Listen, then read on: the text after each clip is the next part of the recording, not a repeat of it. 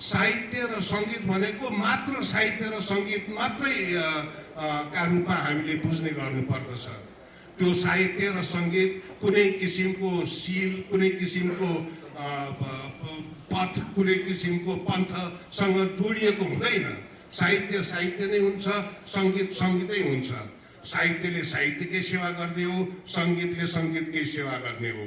तसर्थ जसरी एउटा मानिस जन्मदा सानो आकारमा उचाइ पृथ्वीमा प्रवेश गरेको हुन्छ, त्यसरी नै यो त उपन्यासको नामै मिनी नेपाल। यसले एउटा मिनी स्वरूपमा साहित्यको संसारमा जन्म लिएको छ। तर यसले एउटा विशाल भविष्य कोर्नका लागि सफल अभियानको प्रारम्भ गर्न सकोस्। यो उपन्यास मिनी नेपाल भन्दाखेरि तपाईँ हामीलाई के लाग्न सक्छ भने यो उपन्यास साँच्चै नेपालको सानो रूप हो कि के हो भन्ने आम पाठकको धारणा त्यसरी जान सक्छ। वास्तवमा यो पढिसक्दा मैले पनि सुरुमा यही अवधारणा अनुसार यो उपन्यास पढेको थिएँ। साँच्चै उहाँले कुनै एउटा नेपालको नमुनाको रूपमा कुनै गाउँलाई चित्रण गर्न खोज्नु भएको होला भन्ने त्यो धारणाले मैले उपन्यास पढेको थिएँ। तर उपन्यास पढ्दै गएपछि मिनी नेपाल नाम राख्नुको दुईवटा कारणहरू रहेछ।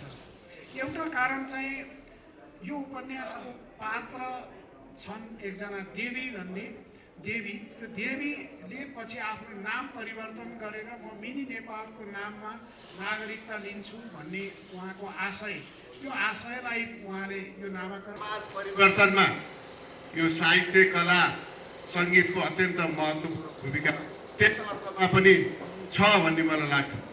किनकि त्यो परिवर्तनलाई स्वीकार्य गर्नको लागि समय लाग्छ। यतिकै आम नागरिकले जुन परिवेशबाट, राजनैतिक, आर्थिक, सामाजिक परिवेशबाट हरेक समाज गुज्रेको हुन्छ, एकै पटक त्यो चेन्ज आउन गाह्रो हुन्छ, स्वीकार गर्न गाह्रो हुन्छ। कतिपय त्यसका संस्कारहरू हुन्छन्, त्यो संस्कार परिवर्तनको आवश्यकता पर्छ, तैपनि त्यो सहजै परिवर्तन हुँदैन। अब कविता, कथा, उपन्यासहरू मार्फत, निबन्धहरू मार्फत जब त्यस्ता द्रष्टाहरूले त्यो समाजमा प्रकट गर्छन् र पाठकहरूले त्यसलाई पढ्न थाल्छन्, पहिले हिचकिचाएर पढ्लान्, तर बिस्तारै हो क्यारे, यस्तो हुन आवश्यक छ क्यारे भनेर स्वीकार्नु।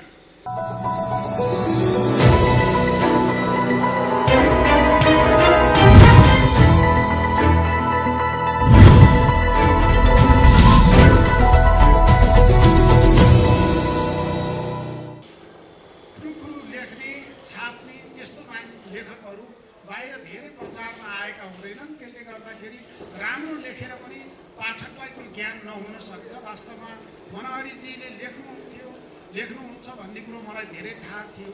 यसै बिचमा उहाँ अमेरिका रहनु हुँदाखेरि पनि मलाई फोन गरेर मलाई भन्नुभएको थियो, एक दिन मैले उपन्यास करिब करिब सक्नु लागेँ, म नेपालमै आएर विमोचन गर्छु भनेर भन्नुभएको थियो। त्यस हिसाबले उहाँले त्यो काम पुरा गर्नुभएको छ। अब मुख्य यो उपन्यास मिनी नेपाल भन्दाखेरि तपाईँ हामीलाई के लाग्न सक्छ भने यो उपन्यास साँच्चै नेपालको सानो रूप हो कि के हो भन्ने आम पाठकको धारणा त्यसरी जान सक्छ। वास्तवमा यो पढिसक्दा मैले पनि सुरुमा यही अवधारणा अनुसार यो उपन्यास पढेको थिएँ। साँच्चै उहाँले कुनै एउटा नेपालको नमुनाको रूपमा कुनै गाउँलाई चित्रण गर्न खोज्नु भएको होला भन्ने त्यो धारणाले मैले उपन्यास पढेको थिएँ। तर उपन्यास पढ्दै गएपछि मिनी नेपाल नाम राख्नुको दुईवटा कारणहरू रहेछ। एउटा कारण चाहिँ यो उपन्यासको पात्र छन् एकजना देवी भन्ने देवी। त्यो देवीले पछि आफ्नो नाम परिवर्तन गरेर म मिनी नेपालको नाममा नागरिकता लिन्छु भन्ने उहाँको आशय, त्यो आशयलाई उहाँले यो नामाकरण गर्नुभएको छ। र अर्को आशय चाहिँ के हो भने यो लह भन्ने एउटा गाउँ उहाँले काल्पनिक गाउँको कल्पना गर्नुभएको छ।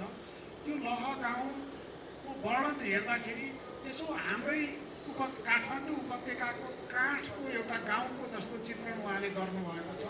सुन्दर गाउँ, झरनाहरू पनि भएको, खोला नाला पनि भएको, पहाड भएको र त्यहाँका मान्छेहरू परिश्रमी, मेहनती र खेतीपाती पनि गर्ने, जागिर पनि खाने, त्यस्तो किसिमको एउटा यो काठमाडौँ वरिपरिको जुन काठको परिवेशको चित्रण यो कृतिमा लह गाउँ भनेर उहाँले एउटा काल्पनिक गाउँ सिर्जना गर्नुभएको छ र त्यसको आधारमा यो उपन्यासलाई अघि बढाउनु भएको छ।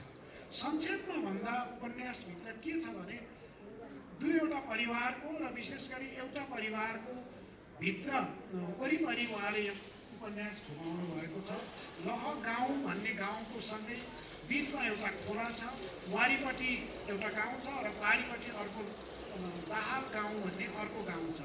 त्यो दाहाल गाउँमा वास्तवमा ब्राह्मणहरू मात्रै बस्छन् र अर्को लह गाउँको अर्को खोला पारीको गाउँमा त्यहाँ सबै किसिमको जात जाति बस्छन्, तर ब्राह्मण परिवार त्यहाँ हुँदैन। विकासका सबै रूपहरू तयार गरिन्थ्यो। एकै दिन बाटो बनाउने, एकै दिन मन्दिर बनाउने, एकछिनमा त्यहाँबाट राजाको सवारी भएपछि सबै भत्ताभुङ्गे हुने चलन थियो। त्यस्तै उहाँले यस उपन्यासमा काहीँ काहीँ ठट्यौली पारामा र व्यङ्ग्य गर्दै लेख्नुहुन्छ। एउटा गाउँमा काउली रोपिएछ, प्रधानमन्त्री जानुभएछ, काउलीलाई देखेपछि प्रधानमन्त्रीले भन्नुभएछ यो काउली हिजो रोपेको होइन, डाँठ मात्रै छ, फलेको थियो कि थिएन भनेर प्रधानमन्त्रीले गाउँलेलाई सोध्नुभएछ। आखिर त काउली एक दिनका लागि रोपिएको थियो, आजै रोपेर आजै फुलेर आजै फलेको थियो। यस्तो खालको विकास देशलाई चाहिँदैन भन्ने कुरा उहाँ यसमा विकास निर्माण काममा पनि यो उपन्यासबाट एउटा चेतना दिन चाहनुहुन्छ। मैले धेरै कुरा, आज मेरो अन्य पनि कार्यक्रम थियो, उहाँले विभिन्न कार्यक्रम छोडेर पनि एकछिन आइदिनु पर्यो भन्नुभयो। म अस्तिको दिन मात्र ओखलढुङ्गाबाट आएँ, मलाई धेरैचोटि उहाँले निवेदन गर्नुभयो।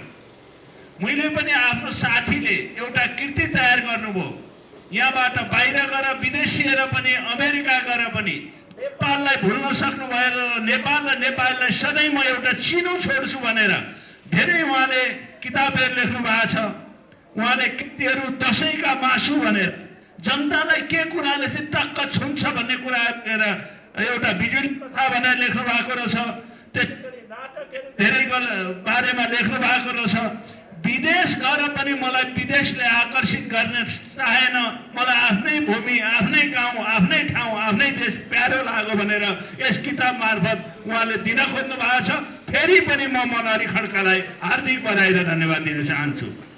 ठुलो योगदान गर्नुभएको छ, उहाँको पनि उपस्थिति छ, तपाईँहरू सबैको उपस्थिति छ। तपाईँहरू सबैका शुभकामना। यो आत्मीय रूपबाट यो पुस्तकलाई प्राप्त भएपछि यसको निश्चित रूपमा यसले आफ्नो यात्रा सफलताको शिखरतिर अगाडि बढाउँछ भन्ने कुरामा कुनै शङ्कै भएन। वास्तवमा मेरो चाहिँ सानो विचारमा प्रत्येक मानिस भित्र यो सङ्गीत, साहित्य र चाहिँ सृजनात्मक पाटो हुने गर्दो रहेछ। यदि त्यो नभएको मानिस प्राय संसारमा हुँदैन होला जस्तो मलाई लाग्छ। त्यो जो मानिस भित्र छ त्यो मान्छेलाई थाहा नभएर पनि ती चिजहरू ऊ भित्र चाहिँ विद्यमान हुँदा रहेछन्। कतिले त्यसलाई परिष्कृत गर्दै अगाडि बढाउँदा रहेछन्, कतिले बढाउँदा रहन्छन्। जति जति त्यो परिष्कृत भएर सार्वजनिक हुन सक्यो र जति जति सार्वजनिक रूपमा त्यसले अरू मानिसहरूको मन मस्तिष्कमा स्थापित हुन सक्यो, त्यो विधामा उसले त्यसरी नै आफूलाई स्थापित गरेर अगाडि बढ्ने मौका प्राप्त गर्दो रहेछ। यही क्रममा कालजयी लेखकहरूले लेख्ने काम गरे, कालजयी गायकहरूले गाउने काम गरे, कालजयी सङ्गीतकारहरूले सङ्गीत दिने काम गरे। त्यसो भन्दैमा जसले गरेनन् उनीहरूको मन मस्तिष्कभित्र चाहिँ चेतन वा अवचेतन रूपबाट सङ्गीत साहित्यप्रति कुनै भावना नै थिएन भन्ने चाहिँ हुँदैन रहेछ। विज्ञानले प्रत्येक दृष्टि र कोणबाट यी सब कुराहरूलाई प्रमाणित गर्दै अगाडि लगेको छ। अझ त खोज यतिसम्म चाहिँ अगाडि बढेर गइसक्यो कि आजले भोलि हुने सम्पूर्ण कुराहरूलाई बनाएको हुन्छ अथवा भोलिको निर्माणकर्ता भनेको आजका घटनाहरू हुन् भन्ने चाहिँ थ्योरीलाई, भन्ने चाहिँ सिद्धान्तलाई क्वान्टम फिजिक्सले एउटा ठुलो चुनौती दिइसक्यो। आज यी कुराहरू यसकारण भइरहेको छ किनभनेदेखि भोलि गएर यो कुराहरू हुनु छ। भोलि हुने कुराहरूका कारणले गर्दाखेरि आज भइरहेका कुराहरू भइरहेका हुन् भन्ने अर्को चाहिँ धारबाट जीवनका पद्धतिलाई बुझ्ने सिद्धान्तहरूलाई मानिसहरूले अगाडि बढाएर त्यस विषयमा अन्वेषण गर्दैछ।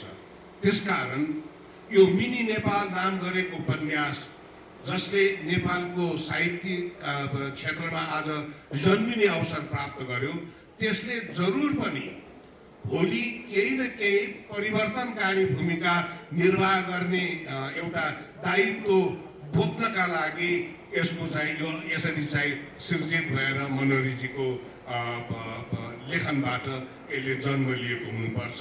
त्यस्तो होस् भन्ने शुभकामना अभिव्यक्त गर्न चाहन्छु।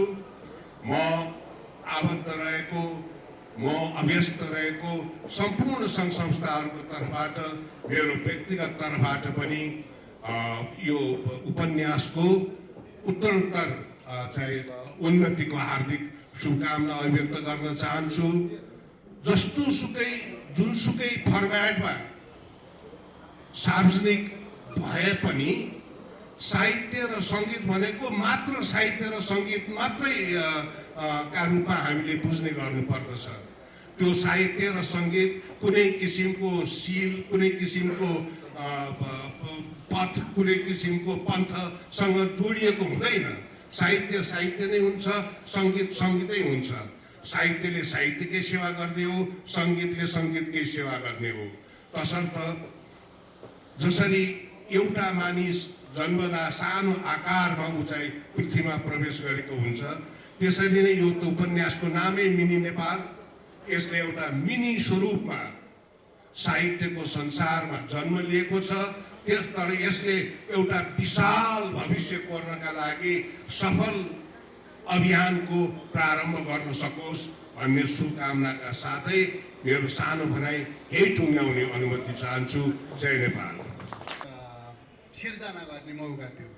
म खासै लेख्न मन पराउने मान्छे नि होइन, लेख्न चाहने पनि होइन। म अमेरिकामा थिएँ, कामहरू सबै ठप्प भयो है, अनि घरमा कोठामा बस्नुपर्ने भयो। एकजना मान्छे र अर्कोजना मान्छे पनि हामी 12 फिट दूरी लाएर हामी सँगै बस्थ्यौँ होइन, हामी यति टाढाबाट कुरा गर्थ्यौँ। त्यस्तो डर टाइममा मैले अब कसरी टाइम पास गर्ने भन्ने एउटा सोच्दाखेरि यो मिनी नेपाल भन्ने एउटा उपन्यास चाहिँ नि जन्मिन पुग्यो। म केही कुराहरू यो चाहिँ नि मेरो चाहिँ नि लकडाउनको उपलब्धि हो एउटा। अर्को पहिला यो उपन्यास लेख्दाखेरि चाहिँ नि मैले देवी भन्ने पात्रलाई अगाडि ल्याएर लेख्दै गएको थिएँ। अनि लेख्दै गएपछि त्यहाँ चाहिँ नि कस्तो भने जारको चाहिँ नि नागरिकता जारले बनाएर सही गरेर दिनै पर्यो। यस्तो राम्रो भयो। अब मैले चाहिँ नि यो चाहिँ नि यसको देवी होइन आदर्श पुरुष लेख्छु भनेर फेरि आदर्श पुरुषतिर लेख्न थालेँ।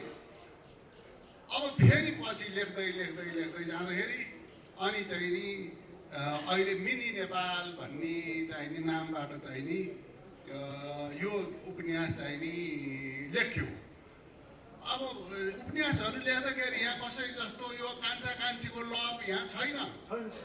यो यस्तो उपन्यास हो जसले देशको चाहिँ नि विकासको कसरी विकास हुन्छ भनेर मार्गचित्र दिएछ। समस्या दिने होइन, म भनेको समाधान दिने लेखक हुँ। म धेरै वर्षको भएँ, 59-60 वर्षको भएँ। अब मैले समस्या दियो भने नेपालको समस्या समाधान हुँदैन। अब मैले चाहिँ नि समाधानको कुरा भन्दै जाने। अब म शिक्षाको अलिकति कुरा गर्छु है। शिक्षामा मैले कस्तो विचार राखेको छ यहाँ भने 5 वर्षमा प्रहरको देशभरिबाट चाहिँ नि कम्पिटिसन गराउने। देशभरिबाट प्रलाई कम्पिटिसन गराउने गराएपछि उसलाई चाहिँ नि भन्सार शुल्क फ्रीमा गाडी किन्ने मौका दिने। हाम्रो चाहिँ नि प्रहरू सर गाडी चढेर हिँड्छन्।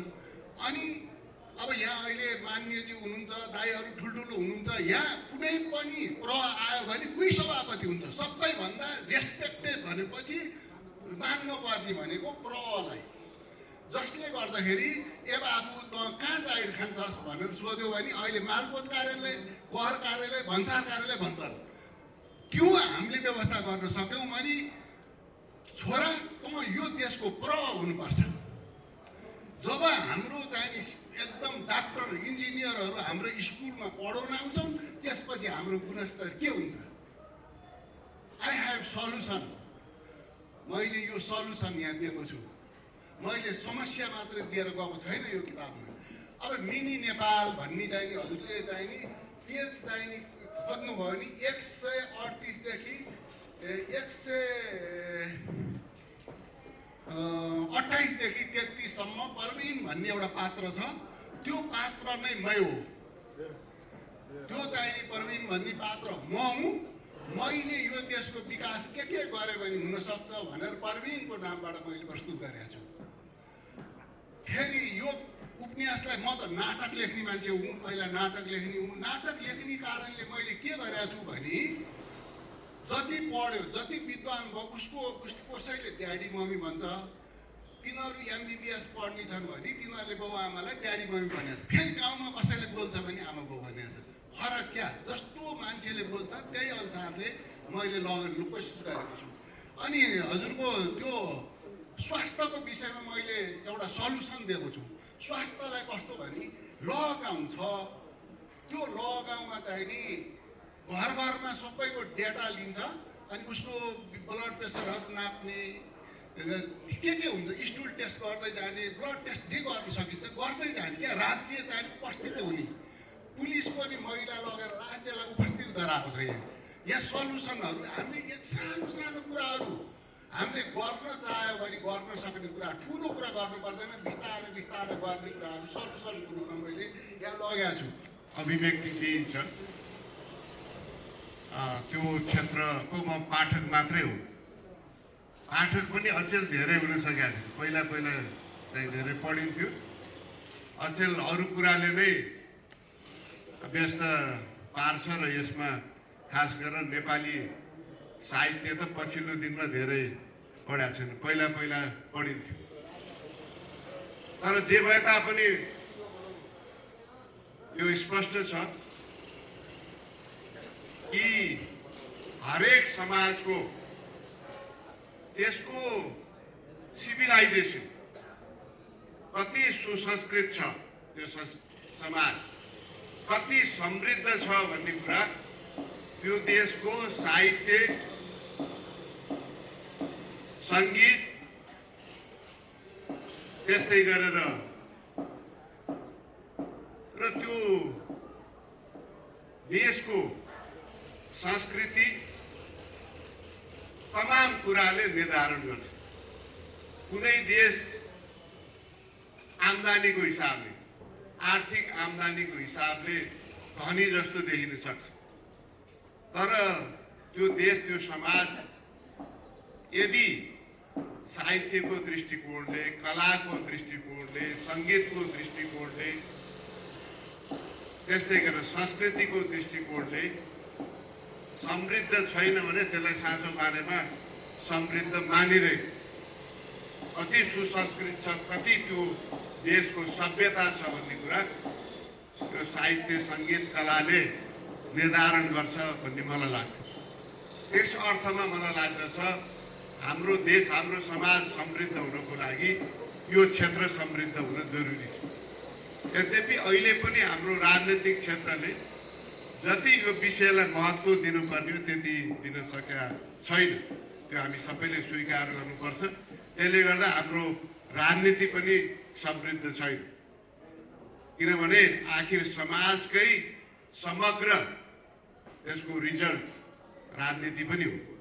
त्यस हुनाले मलाई लाग्दछ हामीले अझ धेरै फड्का मार्नु छ यदि हाम्रो देशलाई साँचो मानेमा समृद्ध बनाउने हो भन्ने मलाई लाग्छ। साथीहरू, जुन समाजमा अधिकार हुँदैन, फ्रिडम लिबर्टी जुन समाजमा सुनिश्चित हुँदैन, त्यो समाजमा साहित्य, कला, सङ्गीत त्यो प्रस्फुटन हुन सक्दैन र त्यो नभएको अवस्थामा त्यो समाज समृद्ध हुन पनि सक्दैन। त्यसकारण चाहिँ फ्रिडम लिबर्टीको जगमा मलाई लाग्छ कुनै पनि समाजको साहित्य, कला त्यो अगाडि बढ्छ र त्यसै हुनाले मलाई लाग्दछ नेपालले पनि यो स्वतन्त्रता, फ्रिडम, डेमोक्रेसीको कुरालाई हामीले 7 साल अगाडिदेखि नै त्यो कुरालाई अगाडि बढाउन कोसिस गर्यौँ नेपाली समाजले, तर अझै पनि त्यो चाहिँ त्यसको जग बलियो हुन सकेका छैन। त्यो बलियो हुन नसकेको हुनाले अझै पनि हाम्रो समाज टर्मोइलमा छ, अझै अन्यमा छ र अहिले जसरी हाम्रो देशको राजनीति चलिराखेका छ, हामीले यसलाई चाहिँ हेरिराखेका छौँ, अनुभव गरिराखेका छौँ। यसबाट के स्पष्ट हुन्छ भनेदेखि अझै त्यो जग बलियो भएको छैन, अझै चुनौतीहरू चाहिँ छन्, अझै त्यसमा अप्ठ्याराहरू छन्। त्यसलाई चिरेर चाहिँ अगाडि बढ्न आवश्यक छ भन्ने मलाई लाग्छ। अघि भर्खरै साथीहरूले, यद्यपि मैले यो मिनी नेपाल पढेको छैन, तर हाम्रो दामोदरजीले, हाम्रो नवजीले, उहाँहरूले यस बारेमा केही स्पष्ट पार्नुभयो, मनोहरीजी आफैले पनि स्पष्ट पार्नुभयो। त्यसबाट यस विषयमा केही मैले बुझ्ने मौका पाएँ। यसै बिचमा हाम्रो नवजीको अस्ट्रेलिया ब्लुज पनि मैले त्यहाँ यसो सरस्वती पल्टाएँ, केही हरफहरू मैले पढेँ र अत्यन्त सरल भाषामा अत्यन्त महत्त्वपूर्ण कुराहरू चाहिँ राखेका छ। अब मनोहरीजीको पनि भाषा अत्यन्तै सरल छ, छोटो सेन्टेन्समा अत्यन्त सरल किसिमबाट प्रस्तुत गर्नुभएको छ। त्यो पनि मलाई लाग्दछ पाठकहरूको लागि रुचि कायम गर्नको लागि महत्त्वपूर्ण हुन्छ। कुनै उपन्यास, कथाहरू अत्यन्त महत्त्वपूर्ण साहित्य हुनसक्छ, तर त्यसको भाषा चाहिँ क्लिष्ट भयो भने अब के हुन्छ भने पाठकहरूले त्यसलाई चाहिँ पूर्णता नदिन सक्छ। त्यसलाई चाहिँ पूर्णता दिनको लागि भाषाको सिम्प्लिसिटी पनि महत्त्वपूर्ण हुन्छ र त्यो सिम्पल ल्याङ्ग्वेज लेख्नको लागि, भाषा लेख्न फेरि कठिन हुन्छ। सबभन्दा कठिन के हुन्छ भने सिम्पल भाषा लेख्नको लागि, किनभने मैले आफ्नै पढाइको सिलसिलामा लेख्ने क्रममा हामीले अनुभव गरेका छौँ कति गाह्रो हुन्छ। सिम्पल भाषामा महत्त्वपूर्ण कुरा भन्नको लागि गाह्रो हुन्छ। त्यस अर्थमा पनि मलाई यो महत्त्वपूर्ण लागेको छ। यसको धेरै पाठक हुनेछन् भन्ने मैले महसुस गरेका छु र साहित्य आफैमा कुनै समाजमा कतिपय कुराहरू चाहिँ भन्न सकिराखेका हुँदैन, समाजले पचाइराखेका हुँदैन। त्यो चाहिँ पहिला के रूपमा आउँछ भने कथा, उपन्यासको रूपमा प्रकट हुन्छ, कविताको रूपमा प्रकट हुन्छ। एकैताल समाजले स्वीकार गर्दैन। जब पाठकहरूले त्यो पढ्न थाल्छन् अनि बिस्तारै त्यो पनि हुनसक्छ क्यारे समाजकै चित्रण गरेका छ, निष्कर्ष निकालेको छ भनेपछि त्यसलाई अलिकति बिस्तारै समाजले स्वीकार गर्छ। त्यस अर्थमा पनि मलाई लाग्छ समाज परिवर्तनमा यो साहित्य, कला, सङ्गीतको अत्यन्त महत्त्वपूर्ण भूमिका त्यस अर्थमा पनि छ भन्ने मलाई लाग्छ। किनकि त्यो परिवर्तनलाई स्वीकार्य गर्नको लागि समय लाग्छ। यतिकै आम नागरिकले जुन परिवेशबाट, राजनैतिक, आर्थिक, सामाजिक परिवेशबाट हरेक समाज गुज्रेको हुन्छ, एकैपटक त्यो चेन्ज आउन गाह्रो हुन्छ, स्वीकार गर्न गाह्रो हुन्छ। कतिपय त्यसका संस्कारहरू हुन्छन्, त्यो संस्कार परिवर्तनको आवश्यकता पर्छ, तैपनि त्यो सहजै परिवर्तन हुँदैन। अब कविता, कथा, उपन्यासहरू मार्फत, निबन्धहरू मार्फत जब त्यस्ता द्रष्टाहरूले त्यो समाजमा प्रकट गर्छन् र पाठकहरूले त्यसलाई पढ्न थाल्छन्, पहिले हिचकिचाएर पढ्लान्, तर बिस्तारै हो क्या रे, यस्तो हुन आवश्यक छ क्या रे भनेर स्वीकार्ने। जस्तो नेपाली साहित्यकै कुरा गर्ने हो भने पहिला यो लोकतान्त्रिक मूल्य र मान्यताहरूलाई प्रकट गर्न कति गाह्रो थियो, त्यसलाई वास्तवमा लेखकहरूले प्रकट गरे। यो साहित्य मार्फत, उपन्यास मार्फत, कथा मार्फत। बिपी कोइरालाकै कुरा लियो। बिपी कोइराला यो सामाजिक रूपान्तरण, खालि राजनैतिक रूपान्तरण मात्र होइन, नेपालको जुन खाले समाज थियो, शिक्षा थिएन। 2007 साल अगाडि 2% नेपालको साक्षरता थियो। त्यो साक्षरता पनि धेरै अनौपचारिक रूपमा अध्ययन गरेका। हाम्रो कर्मकाण्ड, श्राद्ध, विवाह, व्रतबन्ध, मृत्यु संस्कार, जन्म संस्कार, यो सबै सम्पन्न गर्नको लागि त्यो धर्म कर्मकाण्डका कुराहरू पढ्नु पर्थ्यो। अब त्यो हरेक गाउँमा कोही न कोही त्योले पढ्थे र त्यो सम्पन्न गर्थे। त्यो जोडेर 2% साक्षरताको अवस्था थियो भनेपछि त्यो बेला अब यो परिवर्तनको कुरा गर्नु कति कठिन थियो, त्यसलाई कार्यान्वयन गर्न अझ कति कठिन थियो। अब भन्छन् त्यस बेला बिपी कोइराला 7 सालको क्रान्ति भयो, त्यसपछि किन त्यो चाहिँ थाहै हुन सकेन, थाहै गर्नु पर्थ्यो नि।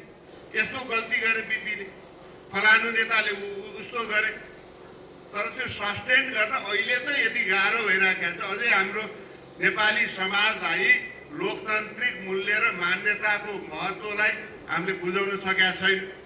यो देशमा अहिले पनि अब संसारभरिबाट कम्युनिस्ट विचार पलायन भइसक्यो। त्यहाँका जनताले अब यो विचारको यसको चाहिँ जुन आवश्यकता छैन, यसले चाहिँ नेपाल हरेक त्यो समाजको रूपान्तरण हुन सक्दैन, समृद्धि आउन सक्दैन, स्वतन्त्रतालाई सुनिश्चित गर्न सक्दैन भने बुझिसक्यो। हामीले अहिले पनि बुझाउन सकेका छैनौँ। त्यसो हुनाले मलाई लाग्दछ यस अर्थमा पनि यो साहित्यको अत्यन्त महत्त्वपूर्ण भूमिका हुन्छ यो परिवर्तनको लागि। र त्यस बेलामा बिपी कोइरालाले जुन खाले यो सामाजिक चेतनामा हाम्रो हरेक नागरिकको जुन सामाजिक चेतनाको स्तर छ त्यसलाई चाहिँ खलबलाउन कोसिस गर्नुभयो। खलबलाउन इन द सेन्स कि त्यो एक्जिस्टिङ जुन मान्यता थियो त्यो मान्यताहरूलाई चाहिँ प्रहार गर्ने कोसिस भयो। सुम्निमा उपन्यास मैले उहिले पढेको, कसरी त्यहाँ यो हाम्रो चाहिँ यो पुरानो सोचहरू र चाहिँ भौतिक सोचहरूको बिचको टकरार त्यहाँ चाहिँ प्रस्तुत गरिएको छ।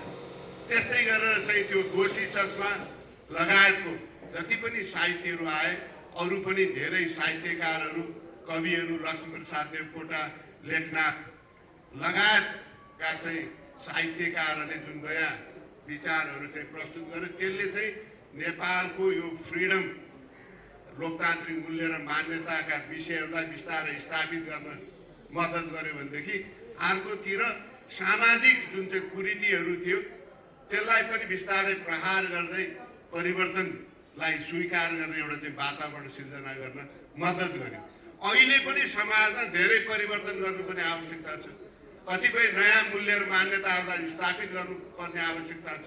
तर पुरानो जुन चाहिँ मान्यताहरू छन्, जो चाहिँ त्यो सर्वकालिक मान्यताहरू पनि छन्, फेरि पुरानो भन्ने बित्तिकै सबै चाहिँ नराम्रो भन्ने त हुँदैन। महत्त्वपूर्ण मान्यताहरू छन्, हाम्रो संस्कृति छ, सभ्यता छ, त्यसलाई त फेरि चाहिँ हामीले चाहिँ त्यसलाई त समाप्त पार्ने होइन, त्यसलाई त फेरि चाहिँ संरक्षण पनि गर्न जरुरी छ। भनिसकेपछि समय समय सापेक्ष रूपमा जुन चाहिँ समकालीन साहित्यकारहरूले जे कुराहरू चाहिँ पस्किन्छन् र जे आवश्यकताहरू चाहिँ महसुस गर्छन् त्यसले मलाई लाग्दछ नेपालको चेतनाको स्तरलाई चाहिँ उठाउन, राजनीतिक सामाजिक आर्थिक समग्र चेतनालाई उठाउन चाहिँ मद्दत गर्छ भन्ने मलाई लाग्छ। त्यसै अर्थमा हाम्रो मनोहरीजीले पनि यी कुराहरू मैले चाहिँ समस्याका रूपमा मात्रै प्रस्तुत गरेका छैन, समाधानको रूपमा मैले दिइराखेका छु भनेर चाहिँ उहाँले भन्नुभएको छ। अवश्य पनि ती समाधान नै साबित हुन सकुन्, म त्यो कामना गर्न चाहन्छु। र फेरि पनि यो चाहिँ तपाईँहरूले चाहिँ अवसर दिनुभयो र उहाँले चाहिँ महत्त्वपूर्ण आफ्नो जीवनको अनुभवलाई उपन्यास मार्फत मिनी नेपालको रूपमा प्रस्तुत गर्नुभयो। यसको सफलताको कामना गर्दै म बिदा हुन्छु। धन्यवाद।